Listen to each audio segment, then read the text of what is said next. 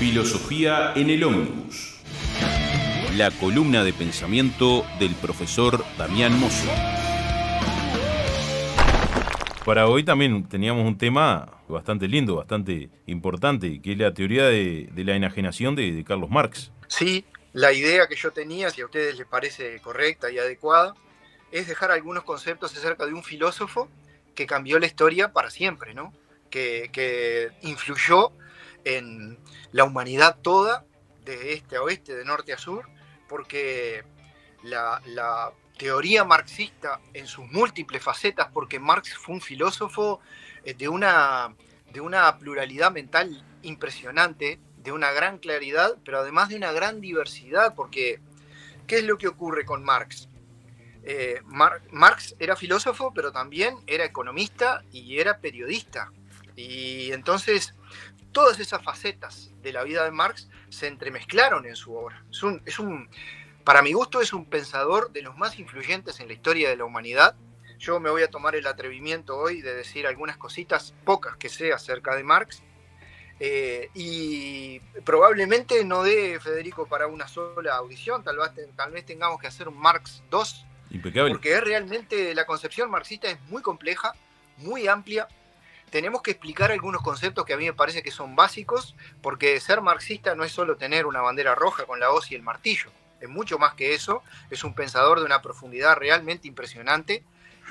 Y hay gente que cree que habla de marxismo, pero en realidad desconoce algunos conceptos o elementos claves mínimos para poder desarrollar a Marx con cierta profundidad, ¿no? No reduciéndolo simplemente a eslóganes, ¿no? O a conceptos de barricada. Entonces, esa me parece que es la primera idea que habría que plantear, ¿no? Estamos hablando de un individuo que fue filósofo, fue un pensador, pero además fue un gran economista, alemán, también periodista, nació en 1818, falleció en 1883.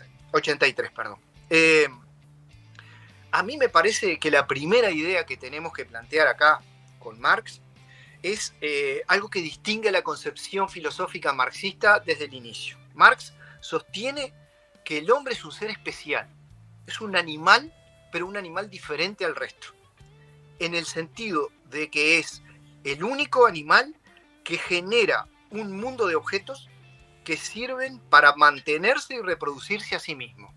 O sea, a ver si me explico. La idea de Marx es que el ser humano es un animal, como el resto de los animales, pero tiene una condición que lo hace completamente diferente y distinto al resto de los animales. Es su capacidad productiva. O sea, el ser humano tiene una capacidad de producir, de generar un mundo de cosas. De crear y de modificar. De crear y de modificar la naturaleza para poder mantenerse a sí mismo y también mantener a la especie. Que esa es la gran diferencia entre el hombre y el resto de los animales. El resto de los animales tienen como función esencial mantenerse a sí mismos solamente.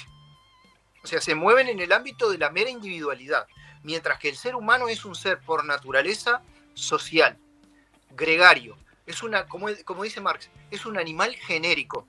Produce para sí, pero produce también para el resto, para la especie toda. Ese es un elemento que a menudo no se tiene presente en la concepción marxista, pero es fundamental para poder después explicar lo superior a esto, ¿no? Lo que viene después. Es decir, ¿cuál es la condición que define al ser humano como ser humano? El trabajo.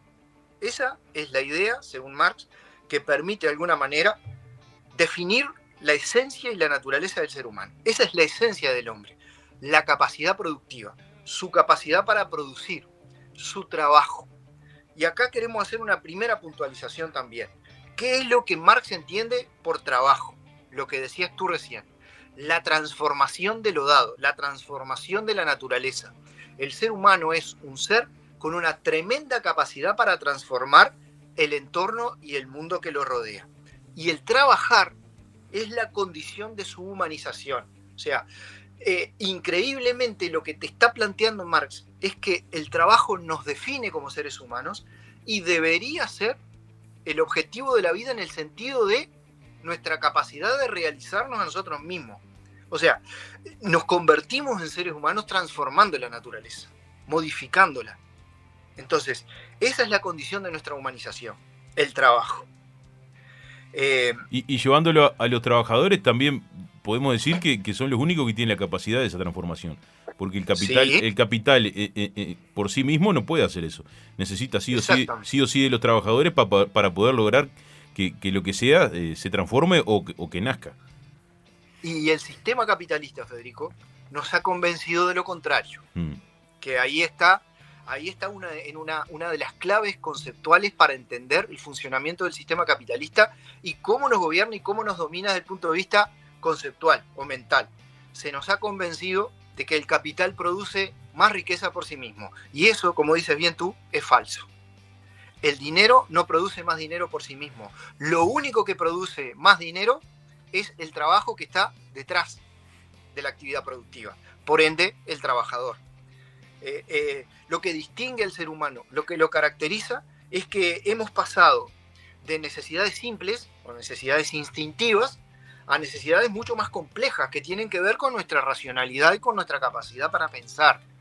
Entonces, nosotros los trabajadores tenemos que ser capaces, primero que nada, de pensar y de darnos cuenta que el motor que hace andar al sistema capitalista como tal es nuestro trabajo, no el capital, ni la fábrica, ni el dinero.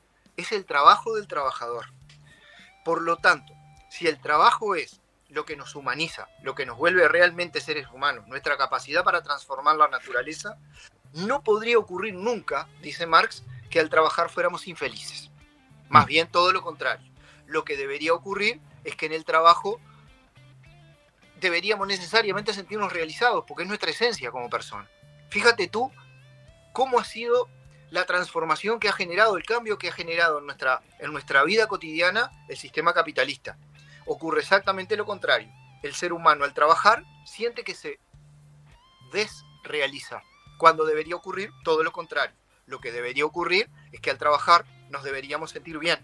Pero claro, como el trabajo en sí mismo se ha convertido en una actividad enajenada en la que nos perdemos a nosotros mismos, nos alienamos, entonces lo que ocurre es todo lo contrario de lo que en realidad debería pasar. Lo que debería ser una actividad placentera se ha convertido, como dice mucha gente, en un yugo, el trabajo. Claro, y aquí haciéndote una pausa en esto, de hablar de enajenación, es cuando el trabajador produce algo que no le pertenece, una mercancía que no le pertenece. Y ahí se convierte en algo ajeno a él, ¿no? Y ahí, Eh, y ahí es donde entra esto que tú estabas explicando, de que no es una actividad libre y que no se siente autorrealizado el trabajador, sino que siente todo lo contrario. Exactamente. Bueno, ahí entraríamos ya de manera llana y directa al concepto de alienación.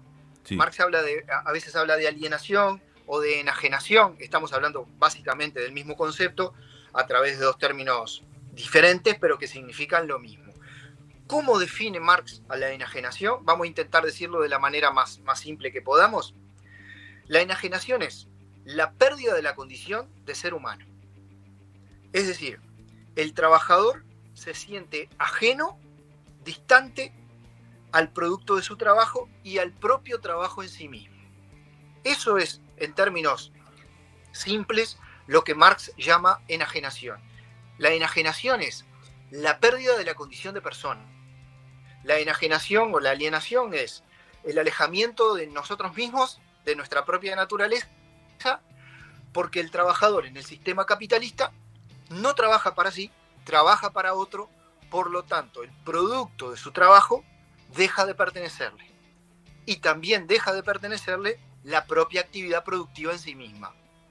Lo cual es tremendamente grave, dice Marx, porque si el trabajo, el producto de nuestro trabajo, es decir, lo que producimos, y el trabajo en sí mismo, es decir, la actividad en la que nos embarcamos todos los días, ya no son nuestras, entonces nos terminamos alejando de nuestra propia naturaleza, porque lo decimos una vez más, la idea de Marx es que el ser humano debería realizarse en el trabajo y no sentirse un sujeto ajeno a sí mismo al trabajar. Es lo que podríamos llamar el fenómeno de la deshumanización. La enajenación. Y que persiste hasta el día de hoy, digo, de manera mucho más presente, digo, porque todos los problemas que se desprenden del trabajo hoy en día, sufrimiento, salud mental, digo, sin duda que está más presente que nunca esto. Y por supuesto.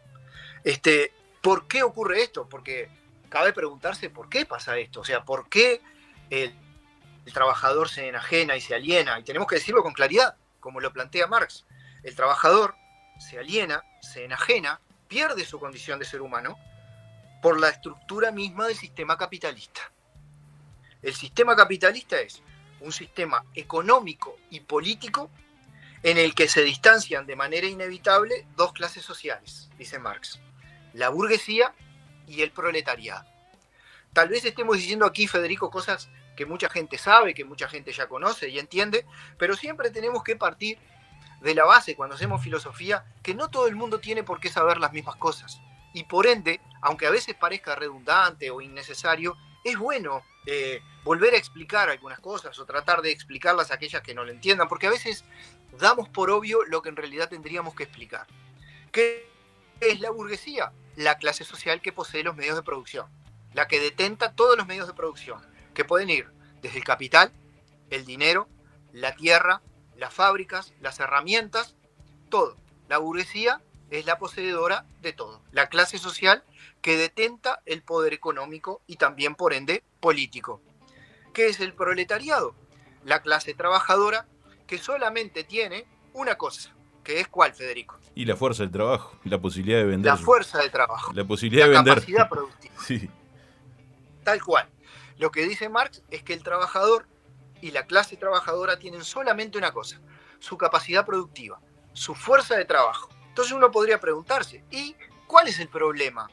El problema radica en que el trabajador, en la medida en que solamente tiene fuerza de trabajo y nada más, no puede autoabastecerse como tal. Necesita vender su fuerza de trabajo a aquel que puede pagarla, que es el burgués. Entonces, cuando el burgués se apropia de la fuerza de trabajo del trabajador, no solo se apropia de una instancia determinada, desde el punto de vista físico, se apropia de la humanidad del trabajador. Claro. Lo que los trabajadores sienten es que venden no solo su fuerza de trabajo durante una cantidad determinada de horas al día, sino que además venden su humanidad. Es decir, el burgués se apropia de humanidad, el burgués concentra humanidad porque se apropia no solo de la fuerza de trabajo del trabajador, sino de su vida por un conjunto de horas determinadas. Y ahí el trabajo se convierte en una imposición, no se convierte en algo natural. Y ahí exactamente es que comienza a gestarse este proceso tan duro, tan difícil, tan tremendo, que es el de la enajenación, que conduce a la infelicidad de los trabajadores, porque nunca un trabajador podrá ser feliz si lo que hace y el producto de lo que hace, dice Marx, no son suyos y no lo serán nunca. Entonces, acá es que tenemos que detenernos a analizar y a pensar esto de la explotación capitalista, ¿no? Y tenemos que plantearlo en estos términos porque Marx lo plantea así, sin muchos vericuetos. ¿Qué es lo que dice Marx? Que la explotación capitalista, la apropiación por parte del capitalista, no solo de los bienes, sino también de la vida que debería pertenecer al trabajador, genera una distribución cada vez más desigual de los recursos materiales. O sea, capitalismo e injusticia, según Marx, capitalismo y distribución desigualitaria de los recursos son sinónimos, van de la mano, dice Marx. El corazón del sistema capitalista es la plusvalía, que lo podríamos explicar de qué forma. ¿Tú qué piensas? Y la plusvalía es la diferencia entre el valor de lo que tú generaste como trabajador y el sueldo que persigues. Esa diferencia que hay entre eso, entre el producto final y lo que tú cobras en la realización de ese producto, bueno, esa es la acumulación de capital que hace que los capitalistas tengan más plata y que los trabajadores sean cada vez más pobres. Esa es la idea de Marx. La plusvalía es la diferencia entre la riqueza que el trabajador produce y lo que el trabajador recibe en lo que llamaríamos un jornal, un salario, una paga. Esa diferencia el capitalista no la reparte con los trabajadores en el sistema capitalista, se la apropia, y en la medida en que se la apropia, la diferencia es cada vez sustancialmente mayor entre aquellos que poseen todo y los que no poseen nada, a excepción de su fuerza de trabajo, que además tienen que venderse la otra, por lo tanto pierden su propia humanidad. La plusvalía, repito, capaz estamos hablando aquí de cosas que todo el mundo conoce, pero no está mal volver a tratarlas. La plusvalía es lo que genera la diferencia, no solo entre la burguesía y el proletariado, desde el punto de vista individual. El proletario desde el punto de vista individual. Es lo que diferencia y genera esa brecha, esa diferencia entre dos grandes clases sociales que no se tocan nunca, que no se emparejan nunca, porque la plusvalía, en la medida en que cada vez es mayor, genera mayor riqueza para unos y mayor pobreza para otros, porque el trabajador, aunque produzca más, va a ganar siempre lo mismo. Entonces, en la medida en que gana lo mismo, la plusvalía aumenta y la diferencia entre unos y otros también. O gana Entonces, menos, porque hoy en día esa brecha está cada vez o más menos. grande. Y la brecha es cada vez más grande y la plusvalía es cada vez mayor. Esa Sí. es la cuestión. Entonces, a mayor plusvalía, mayor generación de diferencias socioeconómicas entre los trabajadores y los propietarios o burgueses. Aquí también Marx plantea una cosa que a mí siempre me resulta muy interesante poder explicarla, o intentar explicarla en la medida de mis modestas posibilidades. Marx plantea que el concepto de enajenación, mira tú qué interesante esto, el concepto de enajenación, el fenómeno de la enajenación, dice Marx, afecta en realidad tanto a los trabajadores y a los burgueses. Es más visible en el caso de los trabajadores, porque se pierden a sí mismos de manera irremediable. Pero lo que dice Marx es que ambos están enajenados, por razones diferentes y con consecuencias distintas. El trabajador está enajenado porque tiene que vender su fuerza de trabajo a aquel que la puede comprar y porque en definitiva pierde su humanidad. Pero el burgués también está enajenado, porque el burgués es improductivo. El burgués no produce. El burgués hace que otros produzcan. Y en la medida en que la burguesía no produce, no trabaja, tampoco se realiza a sí misma. Porque no te olvides lo que planteamos recién. La idea de Marx es que el ser humano se realiza trabajando, transformando la naturaleza. Y el burgués no trabaja, y en la medida en que no trabaja, tampoco se realiza a sí mismo. O sea que la idea de Marx es que tenemos que ir o ser capaces de construir un sistema social y político que nos permita salir de esa condición de enajenación para ir hacia una sociedad mucho más humanizada, Claro. en la que los seres humanos recuperen su condición de seres humanos, condición que hemos perdido justamente por la explotación propia del sistema capitalista. Conclusión primaria que podemos sacar hasta acá: la única salida real, dice Marx, para terminar con la alienación y con la explotación es la llamada revolución comunista.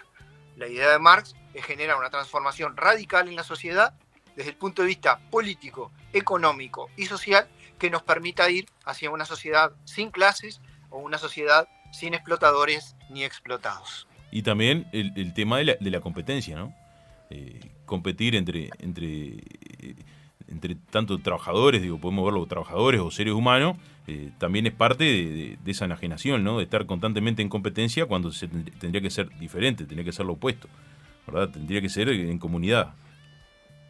Bueno, la idea de Marx es que justamente la existencia de una sociedad sin clases, la existencia de una sociedad sin explotadores ni explotados, nos permite ir hacia una vida con un estilo colaborativo, digamos, y no competencial, porque justamente el capitalismo, cuando nos derrota, cuando asumimos la idea de que tenemos todo el tiempo que estar compitiendo con los demás, tenemos que ser más productivos que los demás, tenemos que ser cada vez menos humanos, tenemos que pasar por encima del otro, tenemos que creernos esa idea de que el éxito es individual, sin darnos cuenta de que en realidad, como el hombre es un ser social y vive con otros hombres, nadie se salva solo, ni nadie se salva de manera aislada.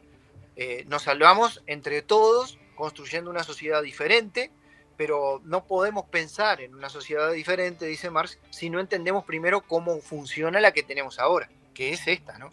Y ya que tú mencionas esto de la cuestión de la competencia y cómo el sistema capitalista nos obliga todo el tiempo a competir, a demostrar que somos mejores trabajadores que los otros trabajadores, o que podemos ser más obsecuentes para obtener el beneplácito de aquel o competir que compra por un nuestra sueldo fuerza igual. de trabajo. Competir por un sueldo para ver quién es el mejor explotado, como quien dice. ¿Cuál es el más explotado? Sí.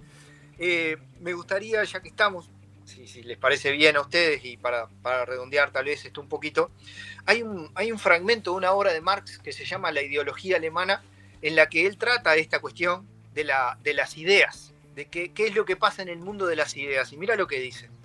Dice así: las ideas de la clase dominante son las ideas dominantes en cada época. O dicho en otros términos, La clase que ejerce el poder material dominante en la sociedad es, al mismo tiempo, su poder espiritual dominante.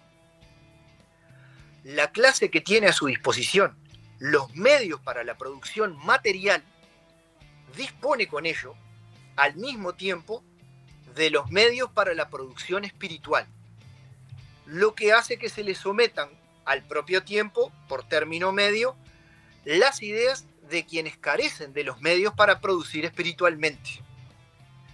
Las ideas dominantes no son otra cosa que la expresión ideal de las relaciones materiales dominantes.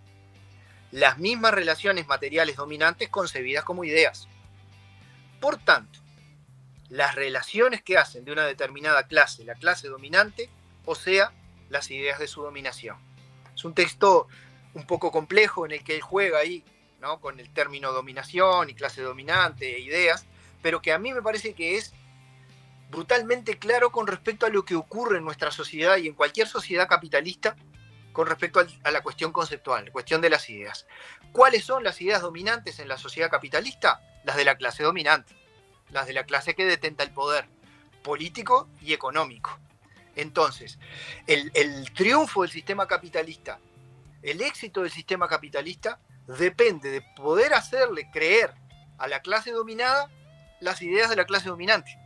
No sé si me explico. Sí, el triunfo del sistema capitalista, la imposición del sistema capitalista en la cabeza de todos nosotros, los trabajadores, pasa por hacernos creer que las ideas de la clase dominante son nuestras, cuando en realidad son de la clase dominante, no son las nuestras. Ese es el gran problema. Nosotros tenemos que ser capaces de crear un conjunto de ideas como trabajadores que enfrente a las ideas de la clase dominante, porque de lo contrario, ni siquiera nos daremos cuenta de la dominación bajo la cual nos encontramos. Es lo que dice Marx. El triunfo final del capitalismo.